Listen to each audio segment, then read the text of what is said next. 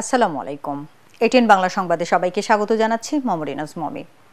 আদালত অবমাননার মামলায় সাবেক প্রধানমন্ত্রী শেখ হাসিনাকে ৬ মাসের কারাদণ্ড দিয়েছে আন্তর্জাতিক অপরাধ ট্রাইব্যুনাল। দুপুরে বিচারপতি গোলাম মর্তুজা মজুমদারের নেতৃত্বাধীন ৩ সদস্যের ট্রাইব্যুনাল এই রায় দেন।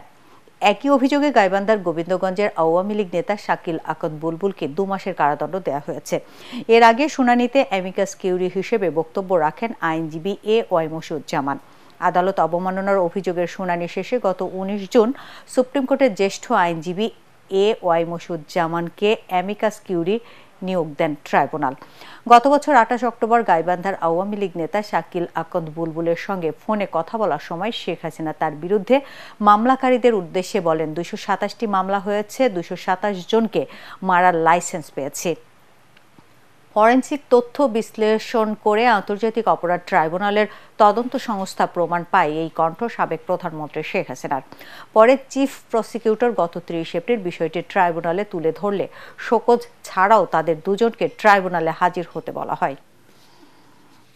এর মধ্যে খারাপ লাগা বা আন্তর্জাতিক অপরাধ ট্রাইব্যুনাল সহ বাংলাদেশের বিভিন্ন আদালতে শেখ হাসিনার বিরুদ্ধে যে সমস্ত মামলা চলমান আছে সেই মামলার সাক্ষী, বাদী, এই মামলার তদন্তকারী কর্মকর্তা সহ মামলার সাথে সংশ্লিষ্ট বিভিন্ন লোককে তিনি হুমকি দিয়েছেন, থ্রেটেন করেছেন।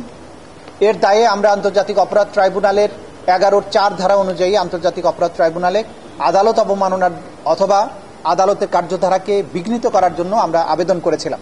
এরপরে আদালত পরবর্তীতে নির্দেশ দিয়ে ২টি জাতীয় পত্রিকায় নোটিশ আকারে এটা ছাপার নির্দেশ দেন যে তারা যেন এই আদালতে হাজির হয়ে এই কন্টেম্পটের রুলের ব্যাখ্যা দেন। তা সত্ত্বেও তারা হাজির হননি।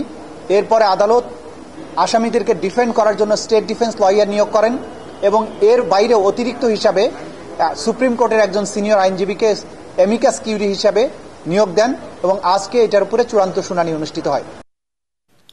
এদিকে জুলাই আগস্টের আন্দোলনে আশুলিয়ায় ৬ জনের লাশ পোড়ানোর ঘটনায় মানবতা বিরোধী অপরাধের মামলায় সাবেক এমপি সাইফুল ইসলাম সহ ১৬ জনকে আসামি করে আনুষ্ঠানিক অভিযোগ আমলে নিয়েছে ট্রাইব্যুনাল।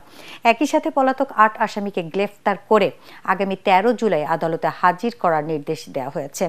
এর আগে সকালে আন্তর্জাতিক অপরাধ ট্রাইব্যুনাল ২-এ আনুষ্ঠানিক অভিযোগ জমা দেয় প্রসিকিউশন। এদিন গ্রেফতার পুলিশ কর্মকর্তা আবদুল্লাহ হিল কাফি, শহীদুল ইসলাম সহ ডিবির পরিদর্শক আরাফাত সহ ৭ জনকে আনা হয় ট্রাইব্যুনালে। জুলাই বিপ্লবের ১ বছর পূর্তি চলছে। এনসিপির দেশ গড়তে জুলাই পদযাত্রা কর্মসূচির দ্বিতীয় দিনে সকালে কুড়িগ্রামের উদ্দেশ্যে যাত্রা করেন জাতীয় নাগরিক পার্টির নেতাকর্মীরা। মাঝপথে বিভিন্ন স্থানে গণসংযোগ করেন দলটির নেতারা। সাধারণ মানুষের ভাবনা জানতে ও বুঝতে কথা বলেন বিভিন্ন বয়সীদের সাথে। এ সময় গত ১ বছরে জনগণ আশানুরূপ ফল পায়নি উল্লেখ করে দলের আহ্বায়ক নাহিদ ইসলাম বলেন, মানুষের মনের আকাঙ্ক্ষাকে ফুটিয়ে তোলাই হলো রাজনীতি। সাধারণ মানুষ পরিবর্তনের রাজনীতি দেখতে চায়, সেখান থেকে পরিবর্তনের সূচনা হবে। বিচার সংস্কার ও নতুন সংবিধানের দাবিতে ২৯ দিনে ৬৪ জেলায় পদযাত্রা কর্মসূচি শেষ হবে ৩০ জুলাই ঢাকা ফেরার মধ্য দিয়ে। এছাড়া ৩রা আগস্ট কেন্দ্রীয় শহীদ মিনারে ছাত্র জনতার পক্ষ থেকে জুলাই ঘোষণাপত্র এবং ইস্তেহার পাঠ করবে জাতীয় নাগরিক পার্টি। দলটির উদ্যোগে ৫ আগস্ট পালিত হবে ছাত্র জনতার মুক্তি দিবস।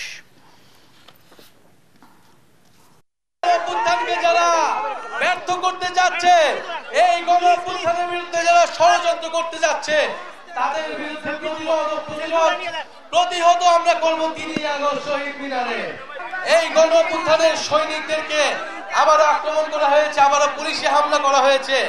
আমরা হুঁশিয়ারি দিতে চাই, যদি আবারও এই গণঅভ্যুত্থানের অগ্রনায়কদের, আমার শিক্ষার্থী ভাই ও বোনদের উপরে নির্মমভাবে অন্যায়ভাবে কেউ হাত তোলে, তাহলে কিন্তু এর ফলাফল ভালো হবে না।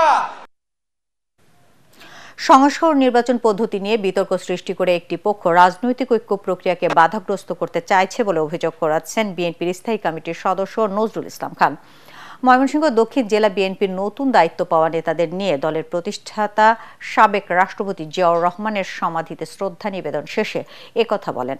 নজরুল ইসলাম আরও বলেন, গণতন্ত্র প্রতিষ্ঠার যে লক্ষ্য নিয়ে স্বৈরাচারের পতন ঘটানো হয়েছে তা এখনও অর্জিত হয়নি। মানবিক, গণতান্ত্রিক, আধুনিক বাংলাদেশ গড়ে তুলতে হলে জনগণের ভোটে নির্বাচিত সরকার প্রতিষ্ঠা করতে হবে। তিনি বলেন, প্রত্যেকটি রাজনৈতিক দলের নিজস্ব মতামত, নীতি, আদর্শ, উদ্দেশ্য থাকবে, এটাই স্বাভাবিক। তবে দেশের স্বার্থে সবাইকে এক হয়ে কাজ করতে হবে। প্রত্যেকটা রাজনৈতিক দলের নিজস্ব মতামত থাকতেই পারে।